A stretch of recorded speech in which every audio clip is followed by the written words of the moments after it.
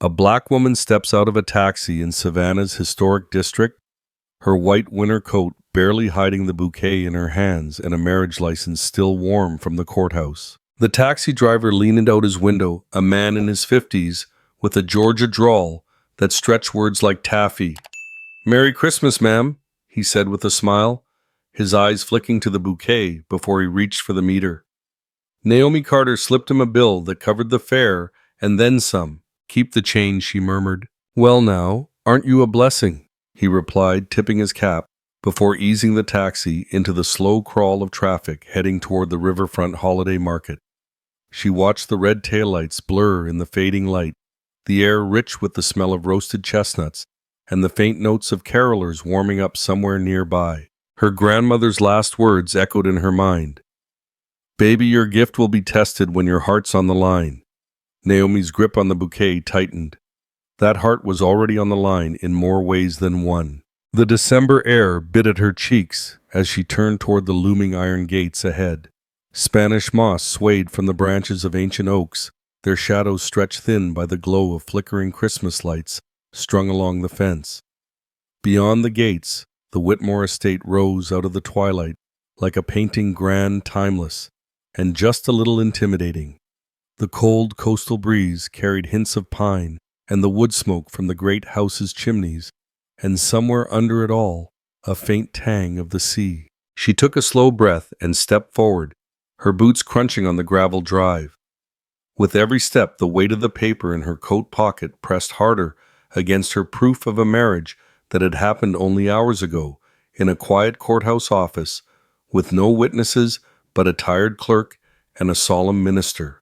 No rings, no reception, just a signature and a contract that she prayed would save her sister's life. A figure stood at the top of the steps as the heavy front doors opened.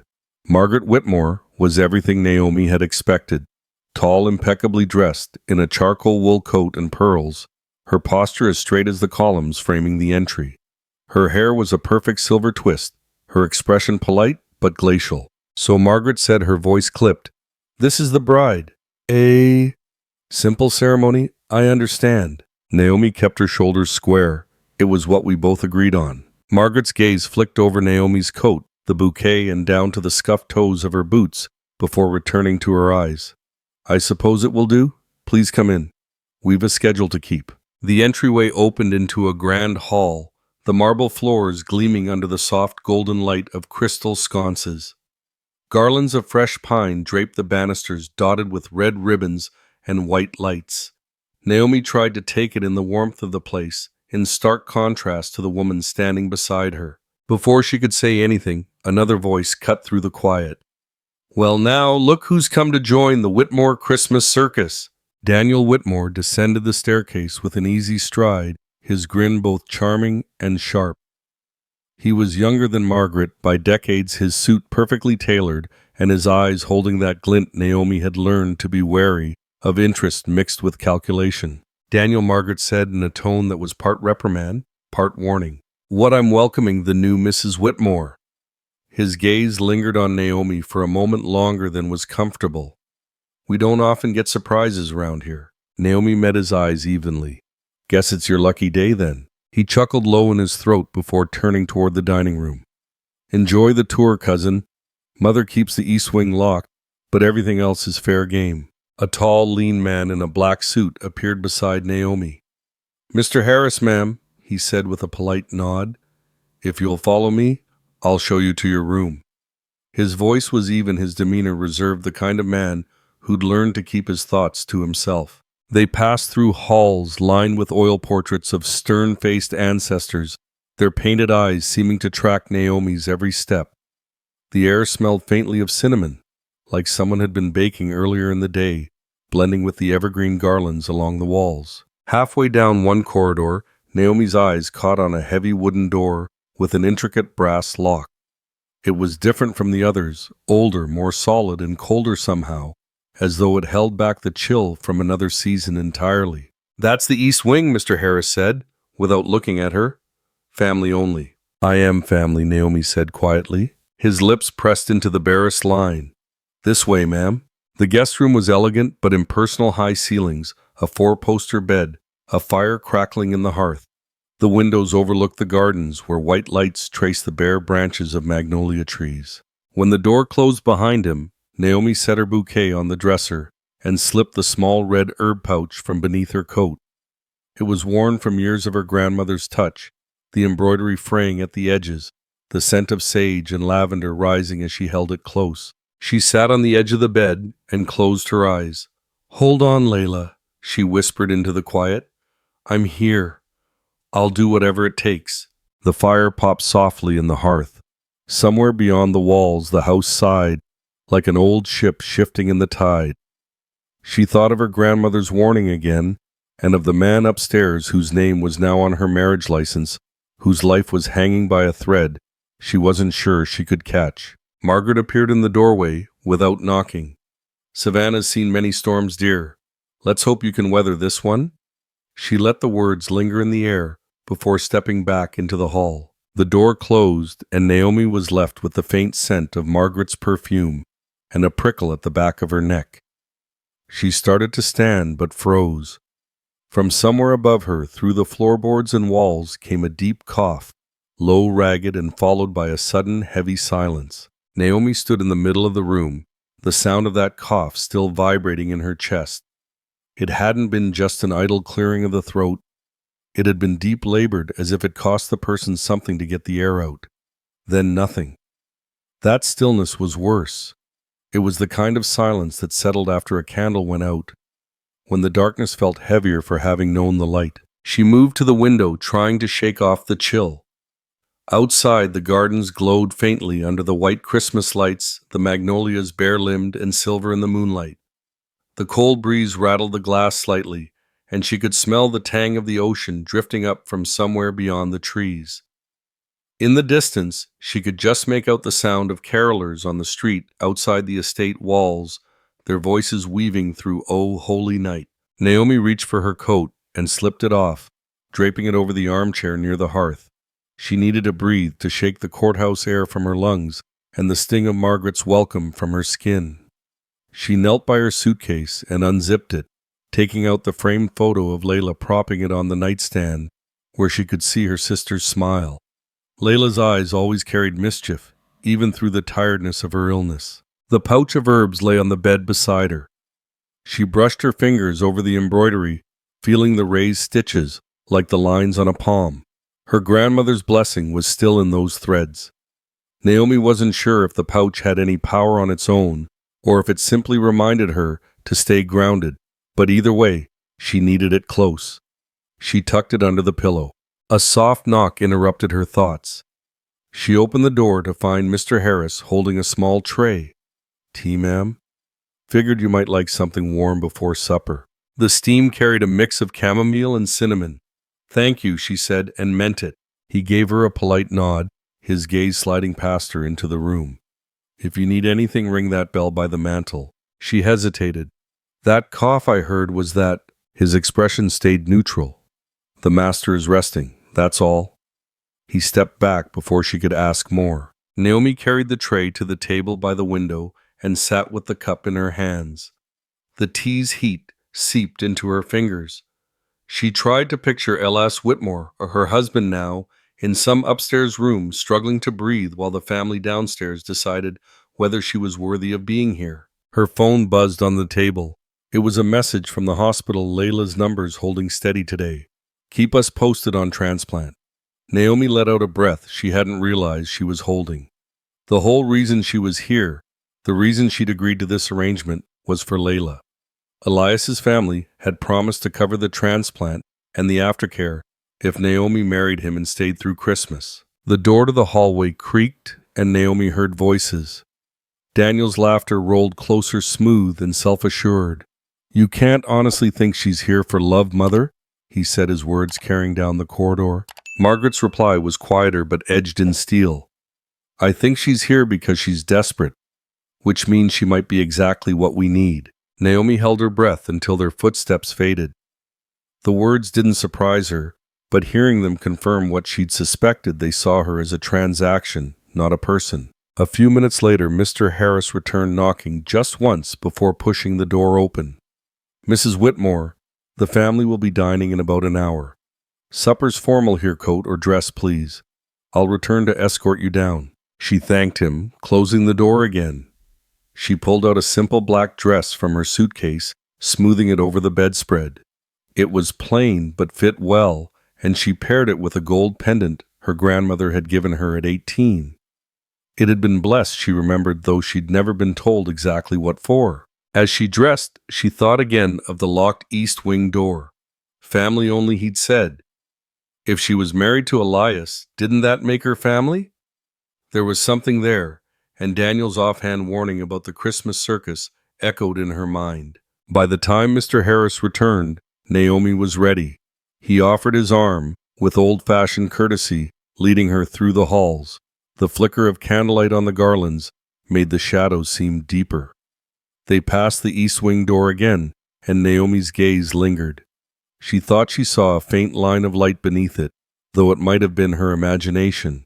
The dining room was a long space with tall windows overlooking the front lawn. The table was set with silver chargers, crystal glasses, and plates rimmed in gold. A large arrangement of red poinsettias and holly berries sat in the center, flanked by tall white candles. The air was rich with the scent of roasted meat and spiced apples. Margaret was already seated at the head of the table. Daniel stood near the fireplace, a glass of something amber in his hand. He smiled as they entered. "Well, now you clean up nicely, Naomi." She took the seat Mr. Harris indicated midway down the table. Margaret's eyes followed her every movement, as if cataloging her manners, the way she unfolded her napkin, the way she reached for the water glass. Naomi returned the gaze briefly, then looked away, focusing instead on the warm glow of the candles. Dinner passed in careful conversation, Margaret asking about Naomi's healing work, in a tone that made the phrase sound like a novelty act, Daniel tossing in questions that seemed harmless, but were just sharp enough to draw blood if she wasn't careful. Naomi kept her answers polite, but short, unwilling to spill more than necessary. When the plates were cleared and dessert served pecan pie with whipped cream, Margaret dabbed her mouth with her napkin and stood. "Mr. Harris will show you back to your room, Naomi. I'm sure you'll want to rest before the holidays begin, in earnest." The dismissal was clear. Naomi followed the butler out to the hallways, quieter now, the scent of cinnamon and pine stronger with the evening stillness. They reached her door, and he bowed slightly before retreating. She stepped inside, closing the door behind her. The fire had burned lower, casting long shadows across the room. She set the gold pendant on the nightstand and sat on the bed, her thoughts circling the same points: Layla's transplant, Elias's illness, the Whitmore family's intentions. Her gaze drifted upward to the ceiling. She could almost map the layout of the upstairs rooms in her mind. Somewhere above, Elias was there, and then she heard it again, the deep, ragged cough. It rolled through the silence as though the house itself carried the sound to her. This time, when it stopped, it was followed by nothing at all. The stillness after was so absolute it made the hairs on her arms rise. Naomi sat perfectly still, listening to the absence that followed that cough. It was uncanny how a house so grand, so carefully decorated for Christmas, could hold a silence that felt almost expectant. The flames in the hearth hissed softly as a log shifted, but it only made the rest of the room seem quieter. She rose, crossing to the window, to let her gaze wander across the moonlit gardens. The white lights along the magnolia branches trembled faintly in the wind. Beyond the manicured hedges, the great iron gates were just visible, their scrollwork casting shadows across the gravel drive. Somewhere outside those gates, the world was full of people wrapped up in holiday cheer.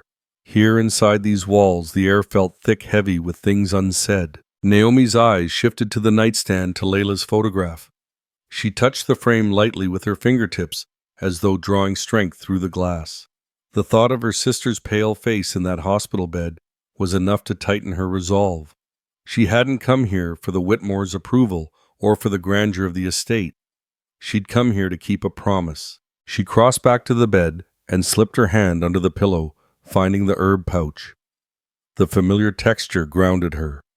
She whispered a few words her grandmother had taught her, low and steady, the kind of prayer meant to be spoken into the skin of the night. so it could soak deep and stay. A faint sound from the hallway caught her attention, a slow, measured step on the hardwood floor. She froze, holding her breath as the steps passed. Her door paused and then moved on. The air smelled faintly of cologne and something older, almost medicinal, that lingered even after the sound faded. She placed the pouch back under the pillow and moved to the door, pressing her ear against it. The corridor beyond seemed quiet.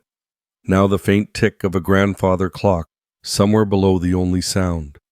Her fingers itched to turn the knob and step into that stillness to see who had passed, but she stayed where she was. It was her first night here, and she couldn't risk looking like she was snooping. Instead, she walked to the small writing desk near the window and opened her notebook. She jotted down a few thoughts, not about the Whitmores, not yet, but about Layla's treatment schedule, her next call to the transplant coordinator, the herbs she'd need to prepare if Elias was willing to let her try.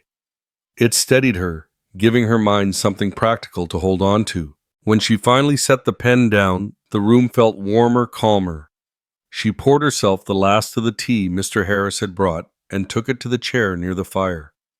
The flames had settled into a steady glow, their heat seeping into her knees.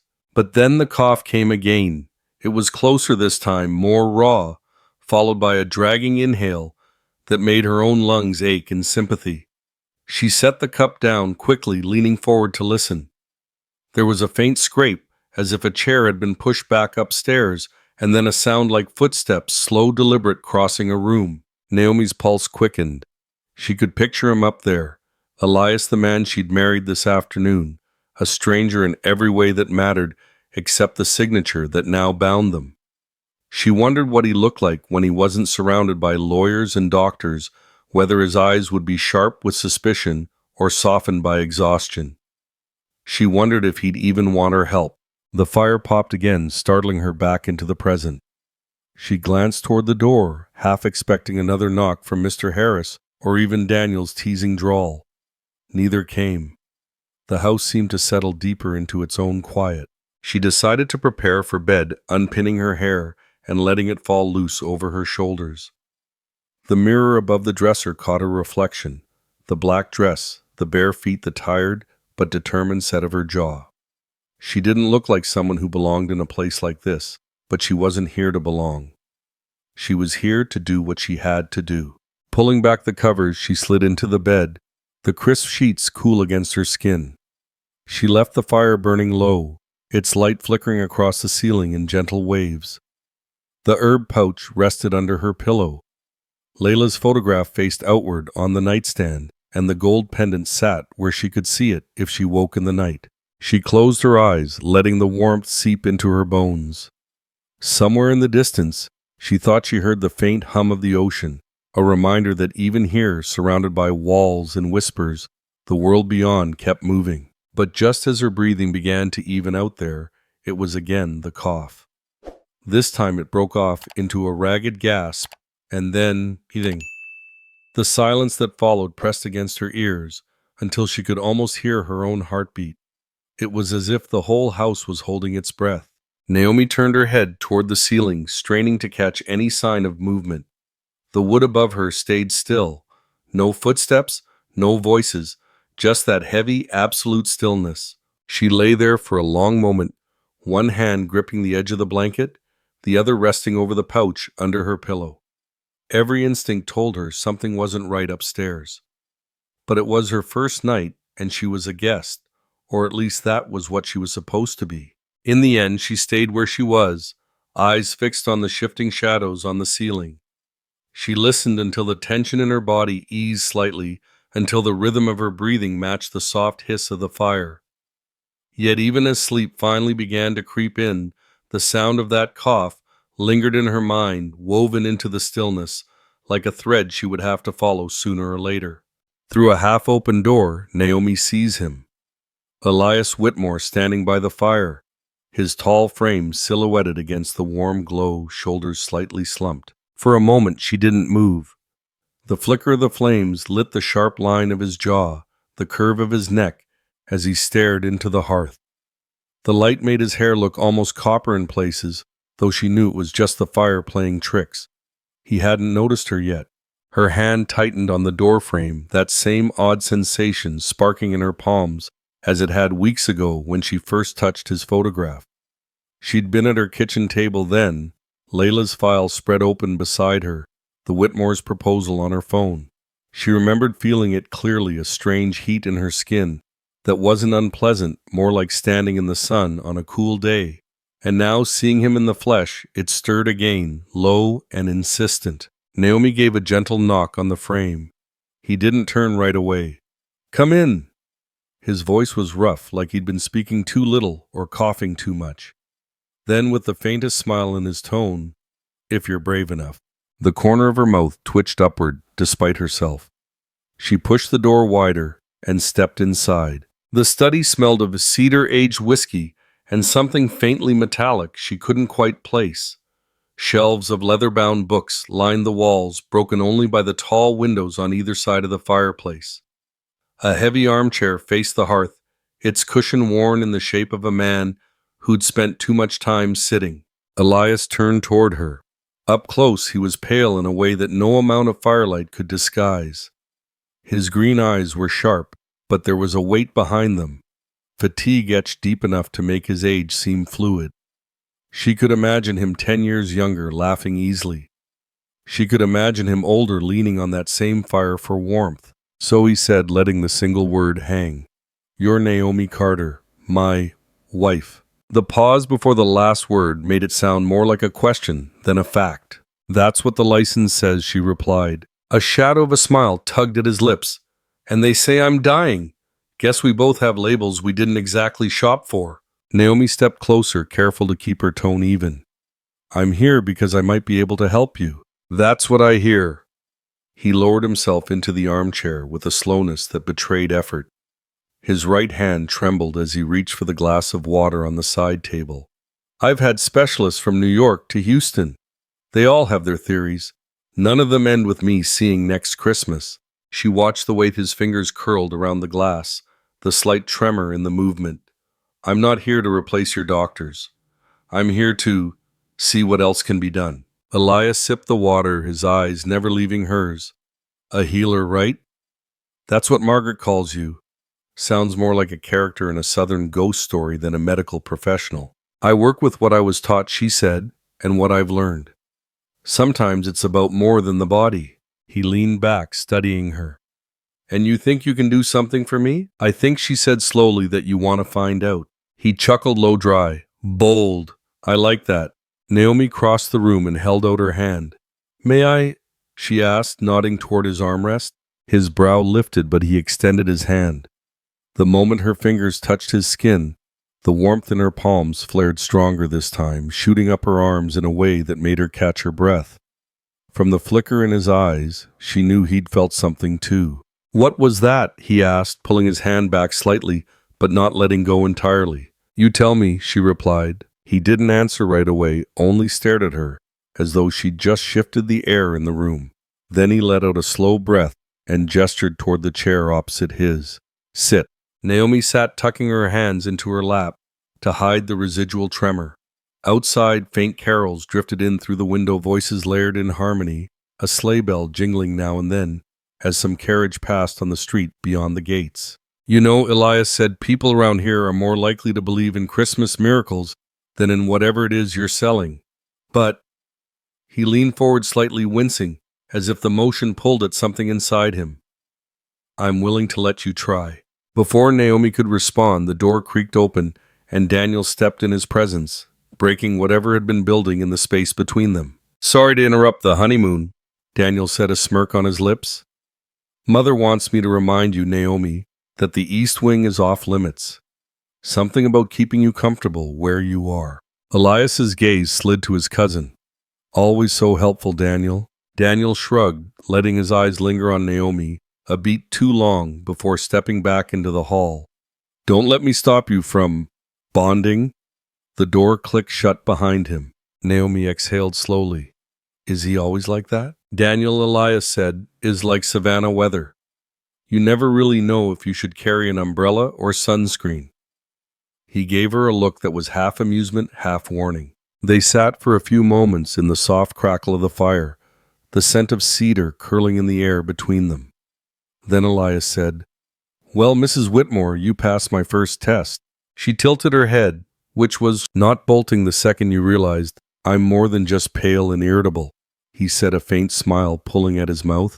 Her lips curved. "I'm not easily scared." His gaze sharpened slightly. "Good. You're going to need that." "Good. You're going to need that."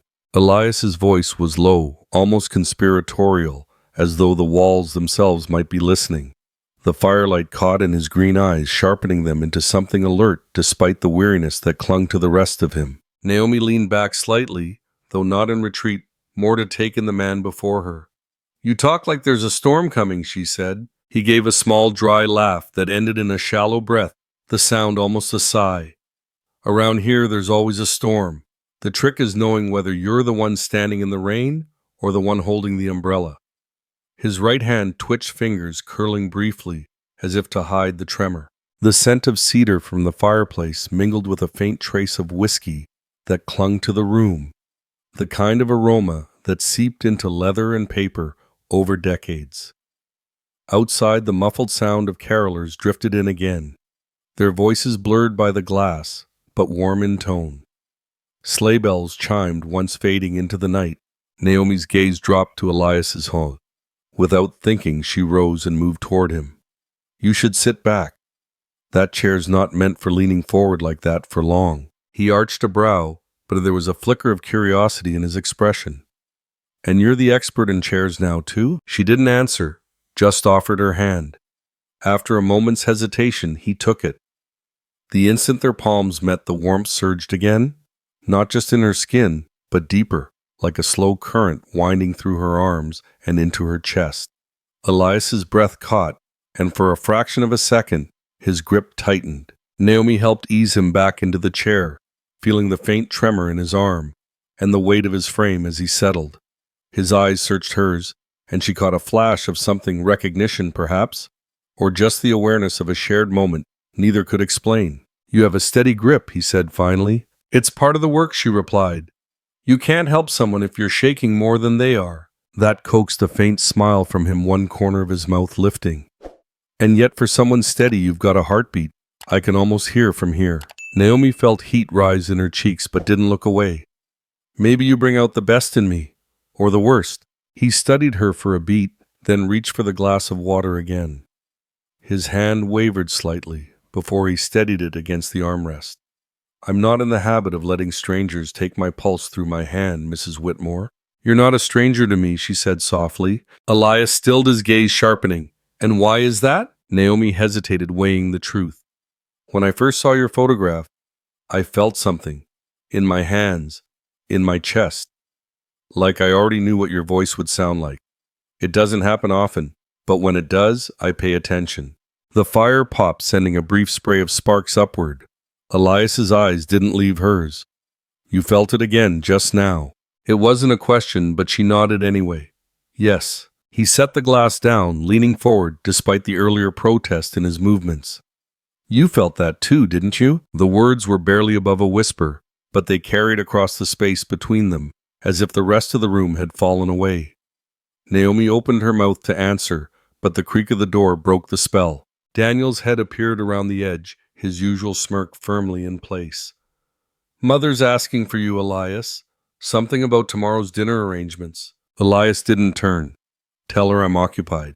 Daniel's gaze flicked to Naomi, lingering long enough to suggest he was filing the scene away for later.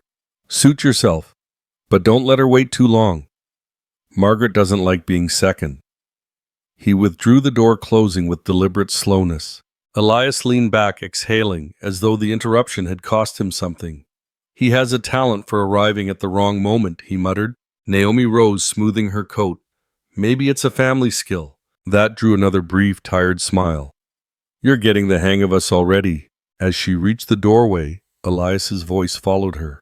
"Naomi." She turned. His eyes caught the firelight again, softer now. "Tomorrow night, meet me here, after everyone's gone to bed." She didn't answer right away, but something in his gaze made her nod before she could think better of it. Stepping into the hall, she was met with cooler air and the faint scent of pine from the garlands lining the corridor, The light here was dimmer shadows stretching long along the runner rug. She was halfway to the stairs when a small movement caught her eye. A girl no more than 10 was peeking from behind the curve of the banister. Her dark hair fell loose around her face, and in the glow from a nearby sconce, her eyes seemed older than they should have been. "Don't stay too long," the girl whispered the words barely more than a breath. Naomi opened her mouth to ask who she was, but the girl slipped back into the shadows before the question could leave her lips. Naomi stood there for a moment, staring at the spot where the girl had been. The whisper still clung to the air light, but urgent, the kind of tone that slipped past your ears and landed straight in your bones. The house around her was quiet again, the faint hum of the grandfather clock at the end of the hall marking the seconds. Somewhere outside, the carolers had moved on their voices, now replaced by the distant clip-clop of hooves on cobblestone and the soft jingle of sleigh bells. It was the sound of Savannah dressed for Christmas, but here inside these walls, it felt like another world entirely. She glanced back toward the curve of the banister, wondering if she should follow. But the shadows there were deep, and the corridor beyond led toward the locked east wing. That thought made her hesitate. The girl hadn't been dressed for the cold, no sweater, no shoes, and her hair had looked as though it had been hastily brushed, like she hadn't expected to be seen. Naomi took a step in that direction, listening for any movement. Nothing. Just the faint crackle of the fire from Elias's study, muffled now by the closed door. A door somewhere farther down the hall opened with a creak, and Mr. Harris appeared holding a stack of folded linens. His gaze flicked toward her, polite but questioning. "Mrs. Whitmore," he said with a small nod. "Mr. Harris," she began. "There was a young girl?" She gestured toward the banister. He stopped, his expression unreadable. "I'm not sure who you mean. She was just here. Long dark hair, maybe 10 years old." His hands adjusted the stack of linens. "No children live here, ma'am." Naomi frowned. "Then perhaps one of the staff's families visiting for the holiday," he said smoothly, though his tone carried the crispness of an answer meant to end a conversation. "Shall I escort you back to your room?" She wanted to push, but something about the way he held himself, formal, unyielding, made her pause. "No, thank you. I can manage." He inclined his head and moved past her, the scent of laundry soap trailing faintly behind him. She watched him disappear around the corner before turning toward the stairs. The descent was slow, not because her feet needed the care, but because her mind was working, turning over the image of the girl's wide eyes and that whisper, "Don't stay too long." At the bottom of the stairs, the main hall stretched ahead, warm light spilling from the dining room. Margaret's voice carried faintly low and measured, as though she were speaking to someone just out of sight. Naomi didn't linger to find out who. Instead, she crossed the marble floor to the side hall that led toward the guest wing. The garlands here smelled faintly of fresh pine, their red ribbons a little crooked in places. When she reached her room, she closed the door gently behind her and leaned against it, exhaling. The fire was still burning low in the hearth, and Layla's photograph caught the glow, her sister's smile steady and bright even in the flicker. Naomi crossed to the nightstand and touched the frame lightly. "One day at a time," she murmured. She slipped off her shoes, letting them rest neatly beside the bed, and hung her coat over the chair. The gold pendant lay where she'd left it, its chain catching the light. She clasped it around her neck, the metal cool against her skin. Her thoughts drifted back to the study. Elias's voice, the weight in his eyes when he'd asked if she'd felt it too, the strange current that had passed between them. She wasn't sure yet what to make of it, only that it had been real. And real was enough to make her curious. The image of the girl crept in again. If Mr. Harris was telling the truth and no children lived in the house, then who or what had she seen? Naomi wasn't quick to jump to the supernatural. She'd spent too many years working with remedies and rituals that sat on the line between the physical and the spiritual to dismiss things outright. But she also knew that houses like this carried histories. Sometimes those histories left footprints. A log in the hearth shifted, sending a brief wave of warmth across the room. Naomi curled into the armchair by the fire, tucking her legs beneath her. She let her eyes roam over the details of the space, the heavy drapes drawn against the night. The faint embroidery on the pillowcases, the old-fashioned brass key in the door. All of it felt intentional, as though every object here had been placed to tell a story she hadn't yet been invited to read. She stayed there until the clock in the hall chimed the hour. The sound was soft but steady, each tone a reminder that she'd only just begun her time in this house, and already the walls had secrets. When she finally rose to prepare for bed, she moved quietly, almost instinctively, as if she didn't want to disturb whatever watched from the corners. The herb pouch went under her pillow again, Layla's photograph facing the bed, so her sister's eyes would be the first thing she saw in the morning. Sliding beneath the covers, she let the fire's glow fade to a gentle haze at the edge of her vision. Sleep didn't come easily. Her mind kept replaying the study, the girl, the whisper. Don't stay too long. She turned onto her side, the pendant cool against her skin, and told herself she'd find answers. Maybe tomorrow night, when she met Elias in the study again, she'd start asking the right questions. But for now, she lay in the quiet, listening to the distant hum of the house, wondering just how many storms these walls had seen and how many more were on their way. The Whitmore Library smells of old paper and pine oil, but the air feels heavier, as though the books themselves are holding their breath. Naomi paused just inside the doorway, letting her eyes adjust to the dim amber light filtering through tall windows. The winter sun was low, pouring gold across the wide oak floorboards and catching in the garlands draped over the banisters. Somewhere above, a faint ticking marked the passage of time, slower it seemed in this room than anywhere else in the house. She'd wandered here to escape Margaret's frosty comments over afternoon tea. Every polite exchange between them carried an undercurrent sharp enough to draw blood, and Naomi had learned in just 2 days that the older woman's smiles rarely reached her eyes. The library at least offered quiet, and the faint scent of pine oil spoke of someone caring enough to keep the place alive. But even in the stillness, Clara's warning lingered in Naomi's mind. Don't stay too long. She moved deeper into the room, her fingertips grazing the spines of leather-bound volumes, some so worn the gold lettering had faded entirely. The air here carried a weight not just from the scent of old paper, but from something unseen. She stopped when a faint draft brushed her cheek. It was cold, sharper than the rest of the room's air, and it seemed to seep from somewhere near the back wall. Naomi turned, scanning the towering shelves. One in particular stood slightly out from the wall, its top lined with dust in an uneven pattern. The sound of light footsteps broke her focus. She turned to see Clara standing in the doorway, a square of peppermint bark in one hand. The girl's hair fell loose around her shoulders, and her gaze was steady in a way most 10-year-olds weren't. You came here, Clara said, not quite a question. Naomi smiled gently. Looks like you did too. Clara stepped inside, her eyes darting toward the tall shelf at the back. Do you believe in ghosts? Naomi tilted her head. I believe houses remember things, and sometimes those memories leak out. The girl seemed to weigh this answer, then crossed the room toward the shelf. She extended the hand without the peppermint bark and pointed toward the space behind it. It's back there. Naomi followed her boots soft against the worn wood.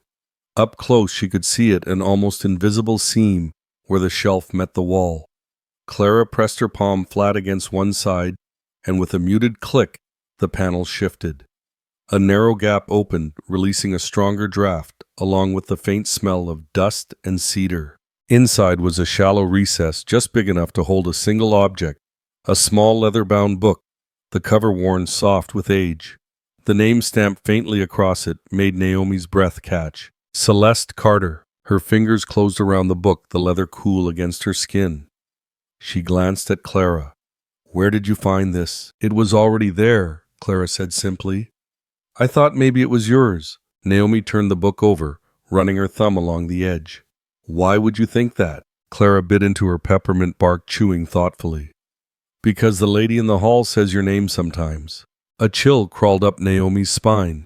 The lady in the hall. The girl nodded as though discussing nothing stranger than a drafty window. She doesn't talk to anyone else. Before Naomi could ask more, the sound of approaching footsteps made Clara step back. She tucked the peppermint bark into her pocket and slipped toward the nearest row of shelves, vanishing behind them. Daniel appeared in the doorway, his hands in his pockets, expression mild but eyes taking in everything.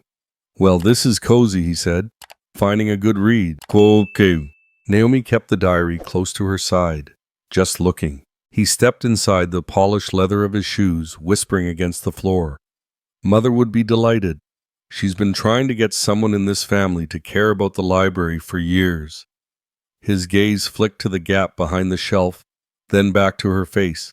Find anything interesting? Plenty of dust, Naomi said evenly. Daniel's smile was quick and unreadable. That's the thing about old houses. They collect more than dust. She didn't answer, instead moving toward one of the armchairs near the hearth. The fire here was smaller than the one in the study, but it gave off a comfortable heat. Naomi opened the diary on her lap, the first page crackling faintly as she turned it. The handwriting was elegant, the ink faded but legible. The opening lines told of a woman betrayed Celeste Carter, wronged by someone she'd trusted. As Naomi read the words, painted a picture of a promise broken of wealth, built on someone else's suffering. And then the curse, every Whitmore heir gone before 40. She read on the fire, snapping softly beside her. The final entry on the page carried a line that made her pause. The blood debt will be paid in the next union of Carter and Whitmore. The words felt heavy, as though they carried more than ink. Somewhere deep inside, Naomi felt that same strange heat she'd experienced with Elias, only now it curled low, mingled with unease. The room seemed to tighten around her. She became aware of Daniel's quiet presence behind her, the faint scent of his cologne mingling with the pine garland above the fireplace. Interesting choice of reading, he said softly. Naomi closed the diary but didn't stand. Family history can be educational. Daniel's smile deepened, but his eyes stayed cool. Just make sure you know which parts are fact and which are fiction. Before she could respond, a sudden gust of icy wind swept through the room, strong enough to flutter the garlands and send a shiver through her bones. The candles on the mantel sputtered and went out, plunging the library into a wavering half-light. And in that cold she heard it faint female, close enough that the breath of it brushed her ear. Blood for blood, Naomi's breath caught. The whisper was so close, so intimate, it could have been spoken directly into her ear. She turned sharply, scanning the dim space between the shelves, but no one was there. The cold lingered, clinging to her skin like a damp cloth. Daniel was still near the hearth, one hand resting on the back of a chair, the other in his pocket. If he'd heard anything, he gave no sign. His face was unreadable, though his eyes seemed to be weighing her reaction with deliberate care. "Lose your place?" he asked, nodding toward the closed diary in her lap. Naomi set the book gently on the side table, her fingers brushing the worn leather cover one last time. "Just thought I heard something." "This house makes a lot of noises," Daniel replied, but the faint curl at the corner of his mouth suggested he was enjoying her unease. She rose the wooden floor, cool beneath her boots. "I should get this back where it was." Daniel stepped aside, letting her pass without comment. His gaze followed her, though, and she felt it between her shoulder blades as she crossed to the shelf. She slid the diary into the hidden recess, the cold draft spilling over her hands again before she pushed the panel closed. The click it made was quiet but final. When she turned back, Daniel had moved closer, idly straightening one of the garlands. "You and Elias seem comfortable." Naomi tilted her head. "Is that a problem?" His smile didn't reach his eyes. "Depends on what you think you're here for." Before she could answer, a flicker of movement at the far end of the library caught her attention. Clara stood half hidden behind the curve of a shelf, peppermint bark back in her hand, watching them with an expression Naomi couldn't quite read. Naomi took a step toward her, but Clara shook her head, quick, urgent, before disappearing into the narrow aisle. Daniel's gaze shifted in that direction. "Little shadow of the house," he murmured. "She pops up in the strangest places." Naomi wanted to follow, but the thick quiet of the library felt heavier now, pressing her into stillness. Outside, the wind rattled faintly against the tall windows, and somewhere down the hall, a clock began to chime the hour. Daniel glanced toward the sound. "Dinner will be soon. Mother insists on punctuality." "I'll be there," Naomi said, though her mind was still on Clara and the diary's ominous line. The next union of Carter and Whitmore. She didn't need to stretch far to understand what that meant. As she made her way to the door, she caught Daniel watching her again, his expression unreadable. She stepped into the hallway, the light brighter here, but the air no warmer. The garlands along the banister gave off the scent of pine and orange peel, and a faint melody drifted up from the dining room. Someone was humming a carol, the tune oddly out of place after what she'd just heard. Halfway to the stairs, she felt the draft again, colder this time, brushing the side of her neck. She stopped, one hand tightening on the railing. It was just a breath of air, until the faintest sound trace of a woman's voice slipped through it. Not words this time, just a low drawn-out hum like a lullaby missing its ending. Naomi's skin prickled. She forced herself to keep moving, each step measured until she reached her room. Closing the door behind her, she leaned against it for a moment, letting the warmth from the fireplace soak into her. Her gaze drifted to Layla's photograph on the nightstand. "There's something here," she whispered, more to herself than to the room. "And it's not just about them." In the quiet, the echo of the whisper seemed to linger. Blood for blood. Naomi didn't sit for long. The unanswered questions had built a restless energy under her skin, and the quiet of her room did nothing to settle it.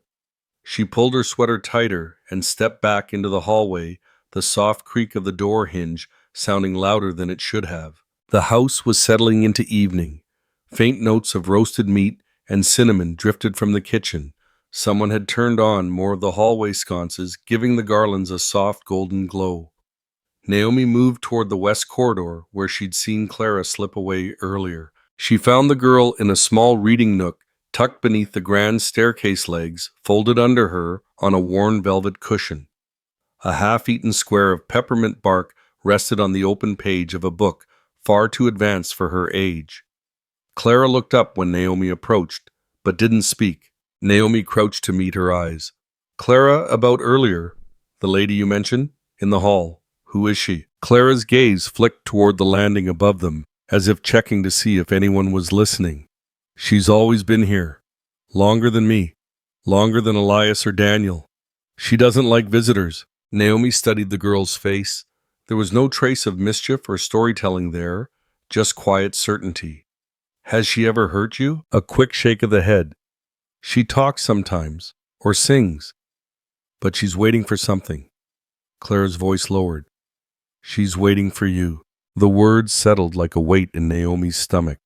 "Why me?" Instead of answering, Clara slipped a folded scrap of paper from her book and pressed it into Naomi's hand. "I found this in the library once. I think it's hers." Naomi unfolded it carefully. The paper was brittle. The ink faded, but the handwriting was unmistakably the same as in the diary, elegant, looping script. It read, "The blood debt will be paid in the next union of Carter and Whitmore." Naomi's pulse quickened. "You know what this means?" she asked. Clara shook her head. "Only that she says it a lot, like it's her favorite line in a story." Before Naomi could press further, Daniel's voice called from the dining room, summoning them for dinner. Clara gathered her peppermint bark and slipped away toward the kitchen, leaving Naomi staring at the slip of paper in her palm. She returned to the library while the hallways were momentarily empty. The room was darker now, the winter light almost gone from the tall windows. She went to the hidden panel and pulled out the diary again, flipping through pages until she found the same sentence written there, underlined twice. Her voice was barely above a whisper as she read it aloud. "The blood debt will be paid in the next union of Carter and Whitmore." The air in the room seemed to shift, the temperature dropping fast enough to make her breath visible. Naomi turned toward the fireplace, but the flames there sputtered, then died altogether, leaving the scent of charred wood. From somewhere between the shelves came the sound of movement, soft, deliberate, like skirts brushing against the floor. Naomi's skin prickled. She took a step back, her eyes scanning the dim space. That was when the wind came sharp, cutting as if the windows had been thrown wide. The garland swayed books rattled on their shelves, and every candle in the room guttered and went out. In the blackness, the voice returned. Clear this time. Close. Blood for blood. It carried a weight that made Naomi's knees weaken, a promise sharpened into something dangerous. She clutched the diary to her chest, her heart pounding so hard it drowned out everything else. The wind stilled as abruptly as it had come, leaving the silence thick and unnatural. Somewhere beyond the door, she thought she heard Daniel's voice again, but she didn't move. Not yet. She knew now that whatever haunted this house wasn't just a shadow of the past, it was watching her waiting. And Clara was right. It didn't like visitors. Christmas lights glittered along the estate's halls, casting a warm glow over the polished floors and draped garlands. But Naomi could feel something else threading through the air, cold and ancient, curling in the shadows like smoke. The scent of cinnamon and roasted pecans hung thick, but it didn't cover the other presence, the one that seemed to follow her from the library's darkness into the bright hum of the dining room. The long table gleamed under the chandelier, every place setting perfectly aligned. Margaret sat at the head posture, regal as always, her pearls catching the light. Daniel occupied the seat to her right, leaning back with casual grace that seemed designed to disguise the sharpness in his eyes. Elias sat across from Naomi, his green gaze alert despite the pallor that still clung to his features. Clara at the far end swung her legs quietly under the chair, half hidden by a garland-wrapped candelabra. Mr. Harris moved silently among them, refilling crystal cups with eggnog and setting down dishes glazed ham cornbread, still steaming collard greens glistening with a sheen of butter. Outside rain began to tap against the tall windows, soft at first, but steady. Naomi took a sip of the eggnog, its nutmeg bite grounding her for a moment. The Christmas market in town was beautiful today, she offered to Margaret, hoping to bridge the silence. I saw the most intricate hand-carved ornaments, tiny lighthouses, and riverboats. Margaret's gaze flicked to her, cool and unmoved. I've always found the market rather provincial. She returned her attention to slicing her ham. Daniel's smirk was small but noticeable. You'll have to forgive Mother. She prefers her traditions imported. Elias's hand twitched on the tablecloth, a hint of restrained irritation, but he said nothing. The conversation meandered in polite fragments, touching briefly on the weather, on a mutual acquaintance's holiday party, but never lingering. The storm outside deepened wind pressing against the windows, the lights along the garlands trembling faintly. Naomi felt Daniel's gaze on her more than once, a weight that made her skin itch. Halfway through the meal, he set down his fork and leaned slightly toward her, his voice carrying just enough to be heard over the clink of cutlery. Do you believe in family debts, Naomi? She blinked, caught off guard. Debts, not the kind you pay with money, he said, swirling the eggnog in his cup. The kind that sit in the blood, waiting for the right moment to collect. Margaret's knife scraped faintly against her plate, but she didn't look up. Elias's gaze flicked to his brother, a silent warning, but Daniel ignored it. I believe families carry things forward, Naomi said carefully. But we choose what we do with them. Daniel's smile was thin. Some debts don't care what you choose. Elias set down his fork. Enough, Daniel. Daniel raised his hands in mock surrender, returning to his meal.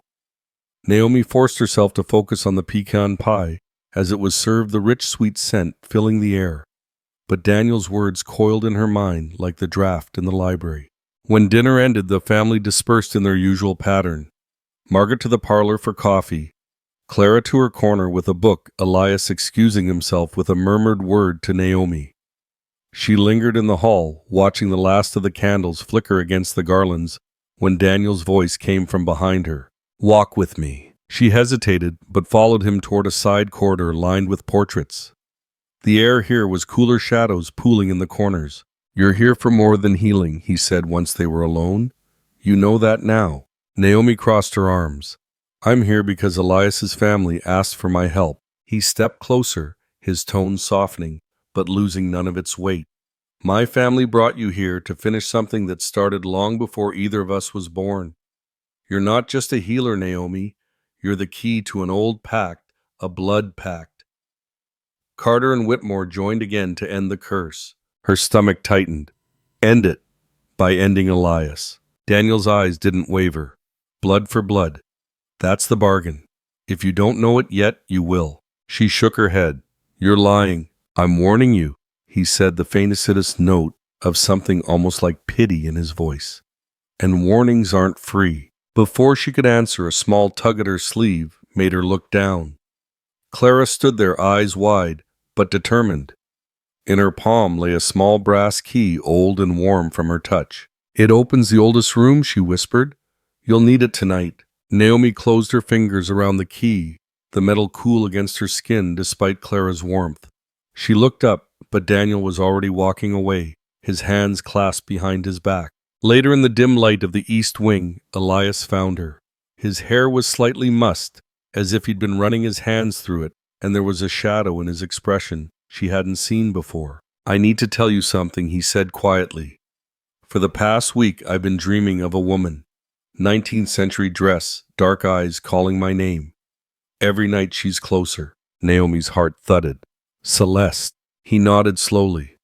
"I think she's trying to tell me something, or take something from me." Before she could respond, a loud crash echoed from upstairs, rattling the garlands along the banister.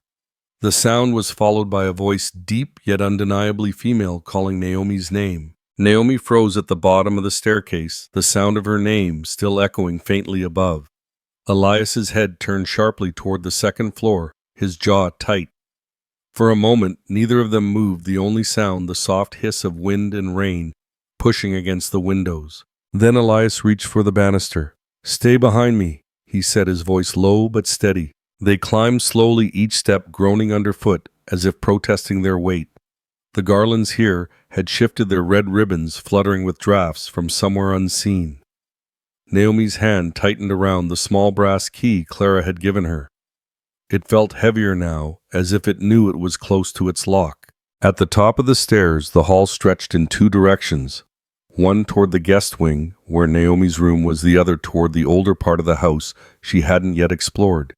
The air was noticeably colder here, their breaths visible in the dim light from the sconces. "That came from the old wing," Elias murmured, glancing toward the darker corridor. Naomi nodded. "Clara said this key opens the oldest room. Maybe that's where—" A second sound interrupted her, a faint, deliberate knock.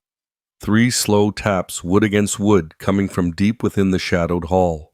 Elias's grip tightened on the banister. "That's the east end. No one uses those rooms anymore. They've been locked for decades." Naomi glanced down at the key in her palm, its ornate teeth catching a faint gleam. "Maybe not everyone." The storm outside surged, wind whistling through unseen gaps in the roof. The sconces flickered their light, pulling long, shifting shadows across the wallpaper's faded floral pattern. The air smelled faintly of damp wood and something older cedar dust, and a trace of lavender, long faded into memory. They moved down the hall, their footsteps muffled by the worn runner underfoot. Halfway along, Naomi noticed a door. Unlike the others, its frame carved with an intricate motif of vines and flowers, the wood darker and more weathered. The brass lock was large and ornate, the surface dulled with age. She held up the key. "This has to be it." Elias glanced around, his expression wary. "If we open it, we'll know what's inside," she finished. She slid the key into the lock. It fit perfectly, turning with a slow, heavy click that echoed in the silence. The door creaked inward, releasing a gust of air so cold it stung her cheeks. Inside, the room was dark, except for the faint light spilling through a tall, narrow window. Furniture lay under white dust covers, shapes like sleeping ghosts. The floorboards were bare. The rug rolled in a corner, and against the far wall stood a tall wardrobe with a mirror dulled by time. Naomi stepped inside, her boots stirring the cold air. The silence here was different, thicker, as if the walls themselves were listening. Elias followed his gaze, sweeping the room. Near the wardrobe, she noticed a small table with an open book. Its pages were brittle, but the ink was still legible, the handwriting familiar. Celeste's. Naomi reached for it, but before her fingers could touch the page, the wardrobe's mirror shivered, not from any wind, but from something within. Shapes moved faintly in its depths, and then a woman's outline emerged in the glass. Dark eyes, high cheekbones, hair, pulled back in the style of another century. Elias took a step forward, his voice unsteady. "That's her." The figure in the mirror tilted her head, her gaze locking on Naomi. The cold in the room deepened, and the faintest trace of a smile curved the woman's lips. Then, clear as a bell, and twice as sharp, Naomi heard her voice again. "Come closer, child. We've waited long enough." Naomi's pulse thundered in her ears. The woman in the mirror didn't move like a reflection should. Her body seemed to breathe independently of Naomi's, the fabric of her dark dress swaying with an invisible wind. The glass itself rippled faintly, as though it were water instead of silvered surface. Elias's hand brushed Naomi's arm, a grounding touch. "You don't have to." "Yes, I do," she whispered. The brass key felt warm now in her pocket, as if urging her forward. She took a slow step toward the mirror. The air grew denser, carrying with it that lavender and cedar scent she'd noticed in the hall, only now stronger, more insistent. Up close she could see every detail of the woman's face: smooth skin, the faintest line at the corner of her eyes, and those lips parted as if about to share a secret. "You're Celeste." Naomi said the words, almost a statement, almost a question. The woman's smile deepened, but it was tinged with something dangerous. "And you are Naomi Carter, my blood." My hand across time. Elias shifted, his voice firm, despite the strain in it. "If you've been calling her, why? What do you want from her?" Celeste's eyes flicked to him, a cold appraisal. "You know the answer. Blood calls to blood. Debt demands payment." Naomi's throat tightened. "Blood for blood," she said the phrase, tasting metallic in her mouth. The mirror shimmered again, and for an instant, Naomi saw flashes. Elias lying pale and still on a bed. Margaret weeping at a locked door. Daniel standing beside the wardrobe with a candle in his hand. Then the vision shifted to Naomi herself, her hands stained red, Celeste's smile wide with satisfaction. She stumbled back, the images searing her vision even after she looked away. Elias caught her by the shoulders. "What did you see?" Before she could answer, the storm outside lashed against the windows with a crack of thunder that rattled the room. The wardrobe's door swung open, slamming into the wall, and a rush of freezing air poured out as if the space inside were a tunnel to somewhere far colder. Naomi's breath came in quick, shallow bursts. "We shouldn't be here." Celeste's voice followed them as they backed toward the door, each syllable deliberate and sure. "You will be here again. On Christmas night. The debt will be settled." Elias shut the door hard, the old lock clicking back into place, but the chill clung to them as they hurried down the hall. Naomi's fingers closed tightly around the brass key in her pocket, its weight now feeling more like a burden than a gift. They didn't speak until they reached the warmth of the main hall, where garlands still flickered and the smell of pecan pie lingered from dinner. But even here, Naomi could hear the faintest echo of that voice winding down the corridors like smoke. Somewhere above, something heavy shifted, followed by that same deep female voice calling her name again. The church bells of the town below rang out a slow, measured peal, each note carrying faintly through the storm. From the Whitmore Estate's upper windows, Naomi could just make out the wavering glow of lanterns along the main street, people hurrying into the small stone church for Christmas Eve service. But here on the hill, the storm was a different thing altogether, wild, furious, and alive. Wind slammed against the old glass, rattling the panes until she was sure they'd shatter. Rain lashed in sheets so thick the garlands at the windows swayed like they were underwater. Somewhere down the hall, a shutter banged repeatedly, the sound carrying over the deep groan of the house. Naomi moved quickly toward the east wing. The brass key in her pocket felt heavier with each step, as if it knew she was getting closer to the moment it was meant for. Her grandmother's voice came back to her in the dark. "Your gift will ask you to choose between blood and love." She found Elias in his room, sprawled against a mound of pillows, the fire low in the grate. His skin was pale and clammy, but his eyes, when they opened, glowed with an unnatural molten gold. "Naomi," he rasped, but the sound was not wholly his. It carried an echo like another voice speaking just beneath the surface. She stepped closer, but he shook his head sharply. "Don't." Then, in a softer tone that was both familiar and strange, another voice emerged. "Come closer, child. Let me see you." Naomi froze. Celeste. The lips curved into a smile that was too slow, too deliberate to be Elias's. "You've grown into my blood well, stronger than I hoped. I can give you what you came for if you have the courage to take it." "I came to help him," Naomi said, her voice steady despite the fear coiling in her chest. "Help him. He is the debt, Naomi. Take his life and your sister will live." The golden eyes glinted in the flickering firelight. Her kidneys will heal, her body will thrive. One life for another, bound in the blood we share. Naomi's hands clenched into fists. No, that's not how I heal. Celeste's laugh was low and rich, vibrating the air. You'll change your mind when you hear her last breath. The air in the room shifted. Books tumbled from the shelves, pages flapping like startled birds.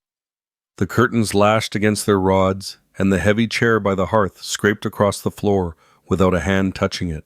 Naomi braced herself as a small figure darted into the doorway. Clara, her hair whipped loose by the wind from the hall. Use the key, she shouted over the storm. The oldest room. It's the only place she can't. Clara, Mr. Harris's voice boomed from the corridor. He appeared tall and solid in his dark suit despite the chaos and pulled Clara back. Go, he urged Naomi, his eyes locking on hers with urgent understanding. Now, Naomi didn't hesitate. She pulled the brass key from her pocket, its edges biting into her palm, and ran down the hall. The east wing seemed longer now, the sconces flickering wildly as shadows danced along the walls. The storm outside roared in her ears, mingling with the echo of Celeste's voice, from behind her calling her name in tones that shifted between coaxing and commanding. At the end of the corridor, the carved door loomed, its vine and flower frame glistening faintly in the dim light. Naomi shoved the key into the lock. It turned with the same heavy click she'd heard before. Inside, the air was still untouched by the storm. The walls were covered in protective symbols, painted and carved, layered on top of each other in a dizzying tapestry of shapes. At the center of the far wall hung a large crest, half Whitmore, half Carter, its edges etched with runes that seemed to shimmer faintly in her presence. She stepped toward it, the weight of history pressing down on her. Her fingertips brushed the carved Carter emblem, and the room seemed to inhale. The wind outside rose in a single furious gust, and Elias's voice cried out behind her. She turned. He stood in the doorway, or rather what wore him did. Celeste had pushed further to the surface. His features sharpened into hers, his frame held unnaturally straight. A faint spectral shimmer clung to his outline, the air bending around him. It's time to choose. Naomi. Celeste, said her voice, a rich blend of warmth and steel. Blood or love? The storm answered with a deafening crack of thunder, plunging the estate into complete darkness. And in that darkness, just beside her, Naomi saw the outline of another figure, her grandmother's spirit, watching her with calm, unblinking eyes and giving the smallest, most deliberate nod. Naomi's breath caught at the sight of her grandmother's spirit. The nod wasn't urging her toward violence. It was something steadier, older, as if reminding her that she still had a choice beyond the one Celeste was offering.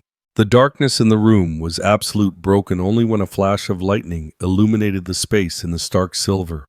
For a heartbeat, she saw Elias standing unnaturally still in the doorway, Celeste's presence stretched over him like a second skin. His eyes glowed brighter in the brief light, the molten gold swirling as if alive.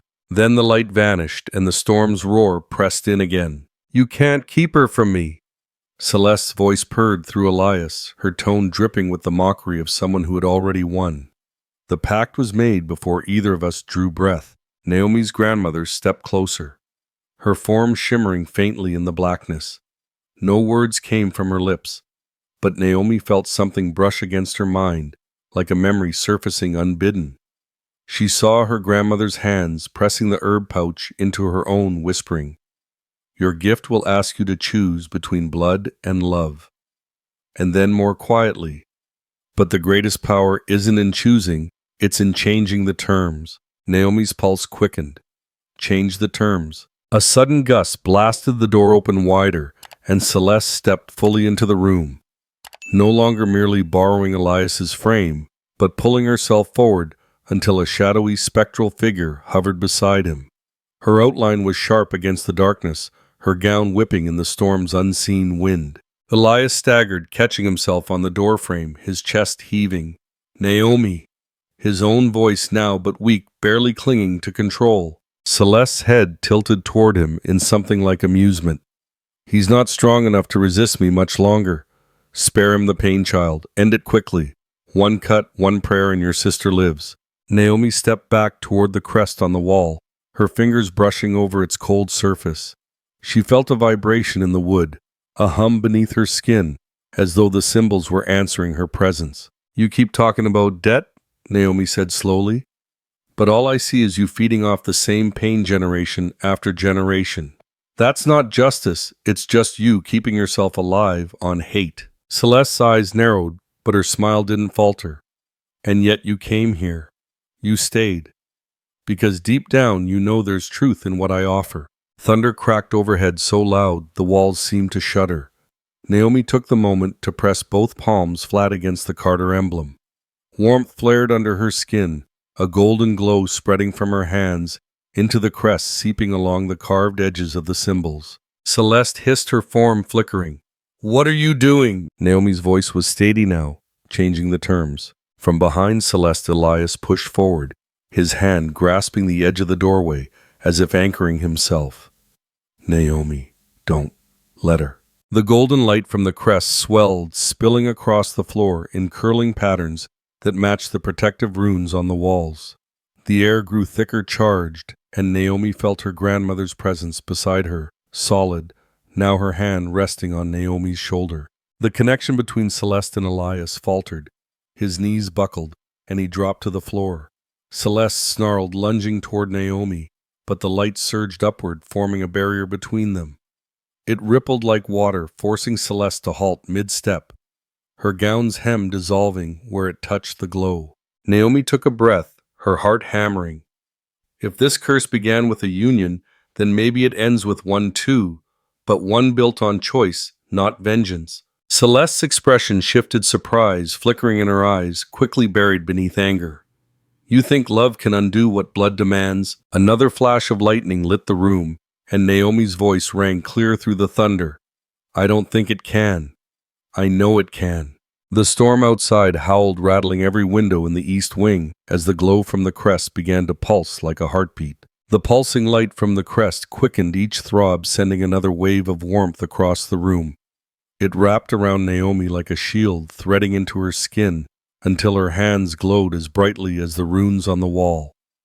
The storm outside seemed to falter for half a heartbeat, the wind catching in a long, ragged breath. Celeste reeled back, her spectral form flickering with every pulse. "Stop this!" she barked, her voice no longer velvet, but jagged raw. "You'll break the binding. Do you know what that means?" Naomi's grandmother stood beside her. Still, but now the edges of her figure were sharper, clearer, as if the light was calling her fully into the room. "She knows," the older woman said, not in Naomi's mind this time, but aloud, her voice strong and certain. "And it's time!" Celeste's glare snapped to her. "You gave her the pouch. You set this in motion." "I gave her the choice," her grandmother countered, stepping forward, the barrier of light parting to let her through. "Something you forgot how to offer." Elias groaned from the floor, his hands pressed to his head, as if trying to block out two voices at once. Naomi dropped to her knees beside him, placing her glowing hands on his temples. The warmth surged from her into him, and for a moment his body went still, the gold in his eyes dimming. Celeste shrieked, the sound shaking dust from the rafters. "If you cut me out of him, you cut out the only thing keeping your sister alive." Naomi's voice trembled, but it didn't waver. "Then I'll find another way. I'm done letting you tell me there's only one choice." The runes on the wall blazed now, casting the room in blinding light. The crest's heartbeat became a steady roar in her veins. Naomi felt it reach for Elias, drawing him in, offering shelter. She held on to him, as the glow wrapped around them, both the air thick with the scent of pine and lavender. Celeste lunged, her form stretching impossibly, her face twisted into something both human and not. The barrier caught her mid-stride, and where she touched it, her edges frayed, unraveling, like thread pulled too fast from cloth. "You can't erase me," she cried, her voice cracking under the strain. "I am every wrong they ever did to us. I am what kept our name from being buried." Naomi looked at her, not with fear now, but with the same quiet pity she'd once seen in her grandmother's eyes. "Then be remembered for something better." With those words, the crest flared in one final searing burst. Light rushed outward, filling every corner of the room, and Celeste's scream was swallowed whole by the sound of the storm breaking apart. When Naomi's vision cleared, Elias was slumped in her arms, his breathing deep but steady. Her grandmother stood a few feet away, the glow already fading from her outline. She gave Naomi one last nod, pride in her gaze, before her form dissolved into the light and was gone. Naomi barely had time to process before a deafening crack split the air. Lightning slammed into the estate, plunging it into total darkness once more. And in that pitch black, she felt it a hand warm and familiar sliding into hers. She turned her head toward the presence heart in her throat and saw not Elias but her grandmother's spirit again standing beside her, silently nodding. Naomi stood in the center of the library, her golden light radiating from every pore, pushing against the curling shadows that clung to the shelves and rafters. The storm outside, which had battered the estate all night, was beginning to fade, its howls replaced by a quieter, steadier patter of rain. Beyond the tall windows, the faint blush of dawn painted the horizon, hinting at the first light of Christmas morning. Celeste's form towered at the far end of the room, her gown trailing into the shadows as though rooted there. Her eyes burned with centuries of pain, and the air around her pulsed with a cold that gnawed at bone. Every word she'd spoken since Naomi arrived had been steeped in vengeance. Yet Naomi could see something else now. Beneath the rage, a weariness that no hatred could fully mask. Elias stood to Naomi's right, his chest rising and falling with effort. Though still pale, his eyes were his own again, clear green, no trace of the molten gold. His gaze locked on Naomi's, and his voice, hoarse but steady, carried across the space. "Maybe it means we can change this story." Naomi's heart tightened at the echo of his earlier words. She took a step forward, her light stretching towards Celeste, but not forcing itself upon her. "You've been carrying this for so long," Naomi said, her tone low but strong. "Too long, and it's eaten away at everything you were before the betrayal. I know what they took from you, your freedom, your dignity, your trust, but that's not all you are." Celeste's lips curved, but it wasn't quite a smile. "You think speaking pretty will change what blood demands?" Naomi shook her head slowly. "No, I think love will." Her light pulsed outward, brushing Celeste's gown. The shadowy threads recoiled, but didn't vanish. "You were more than their victim. You were a healer, a protector, and you're still my family, whether you believe it or not." Celeste's form flickered, the edges of her silhouette blurring. For a heartbeat, Naomi caught a glimpse of her, as she might have been a young woman with warm brown eyes and a quiet smile, her hands busy with herbs and cloth. Elias moved closer, standing just behind Naomi. "If what you need to see is proof that the blood between Whitmore and Carter can mean something different, then see this." His hand found Naomi's, their fingers intertwining. He turned his gaze to Celeste. "I love her, not because of anything I owe or because of some pact. I love her because she's the most extraordinary person I've ever met."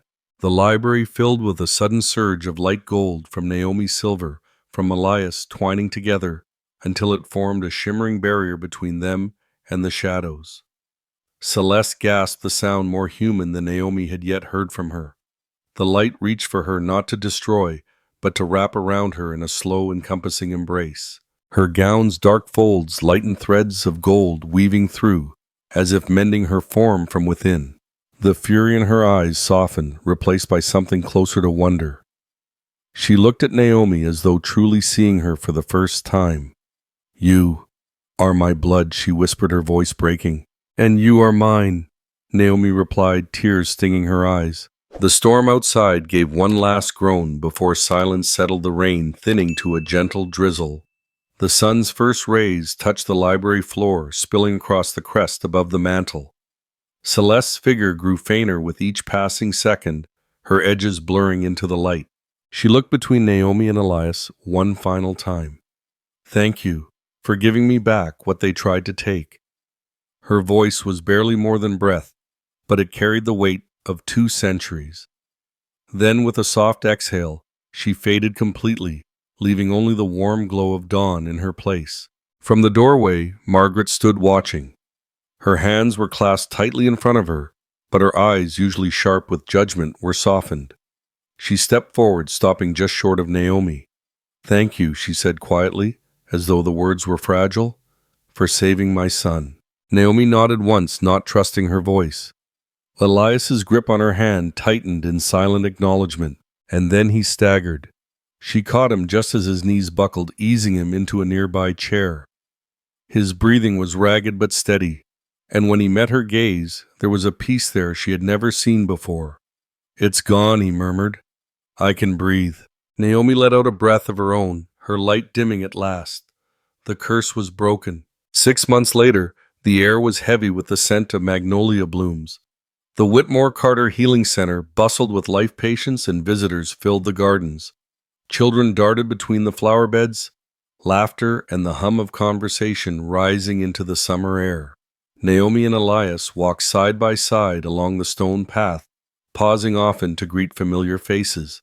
On the porch, Layla waved from her post at a shaded table, a pitcher of iced tea, and a stack of patient charts in front of her. She looked healthy, the shadows once under her eyes gone. Across the lawn, Clara's clear, confident voice carried as she sang with a small group rehearsing for the center's summer benefit. Margaret stood near the front steps speaking with a local pastor about a new outreach program she'd decided to fund. Even from here, Naomi could see the difference in her shoulders less rigid, her expression gentler. They reached the far edge of the garden, where the magnolia petals fell like slow snow over the grass. Elias stopped, turning to face her fully. His green eyes held that same light she'd first seen in the library that morning. "Mrs. Whitmore." His smile curved slow and certain, ready to start forever. Naomi's answering smile was all the answer he needed. Naomi laughed softly, the sound warm in the humid summer air.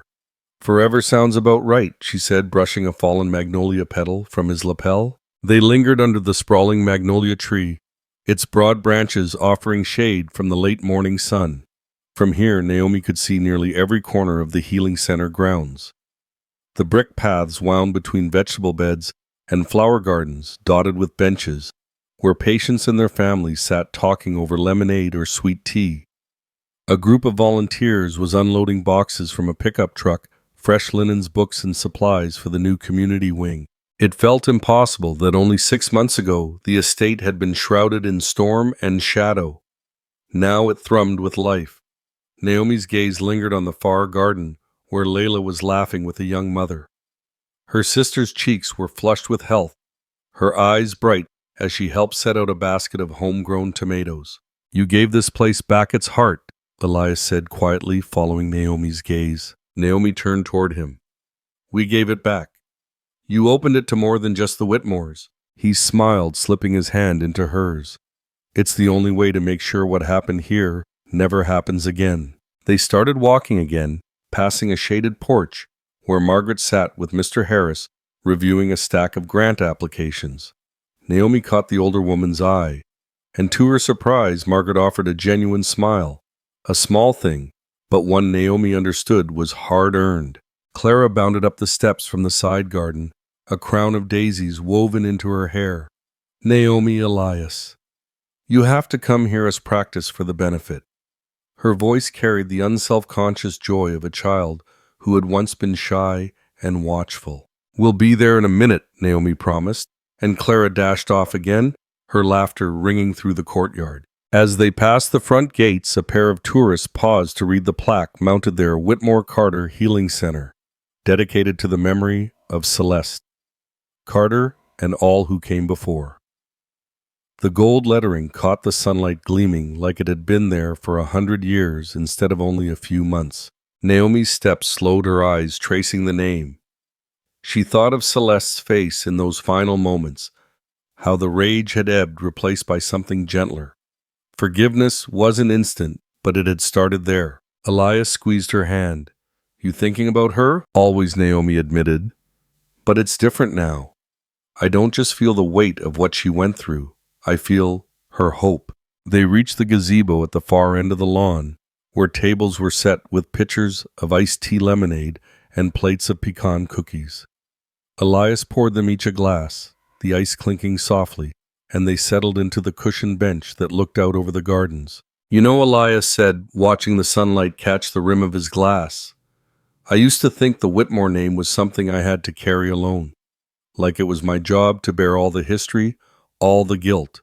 But then you came along and you made me see that names don't have to be a burden. They can be something we rebuild." Naomi leaned against him, the scent of magnolia and sweet tea wrapping around them. "We both rebuilt, and we're not done yet." From across the garden, Layla waved again this time, calling them over to meet a new group of patients. Naomi smiled, her heart light. "Looks like forever starts with a little more work." Elias chuckled, standing and offering her his hand. "Good. I wouldn't want it any other way." The afternoon sun filtered through the magnolia branches as Naomi and Elias made their way back toward the heart of the healing center. The air buzzed with the sound of bees drifting between blooms and the faint hum of Clara's singing drifting from the rehearsal space. They stopped for a moment near the herb garden, where Layla was kneeling among rows of basil and rosemary, showing a young boy how to pinch the leaves without damaging the stems. Layla looked up, her smile wide and easy. "Don't just walk past," she teased. "You both need to try this mint before I send it to the kitchen." Naomi bent to pluck a leaf, rubbing it between her fingers before tasting it. "Perfect," she said, and Layla grinned. "I think Celeste would have liked this place," Layla added quietly, glancing around the gardens. "A lot of healing happens here, and not just for the patients." Naomi's chest tightened with a bittersweet warmth. "She'd have made sure of it," she replied, meeting Elias's gaze for a beat before they moved on. In the main courtyard, volunteers were stringing paper lanterns between the columns for the evening's summer benefit. Mr. Harris, sleeves rolled up, was directing a pair of college students hauling tables. His usual formal reserve softened into something almost jovial. Nearby, Margaret spoke to a group of local donors, her voice animated as she described the plans for the Savannah outreach program. When her eyes met Naomi's, she gave another of those small, sincere smiles. "6 months ago, I couldn't have imagined this," Elias murmured.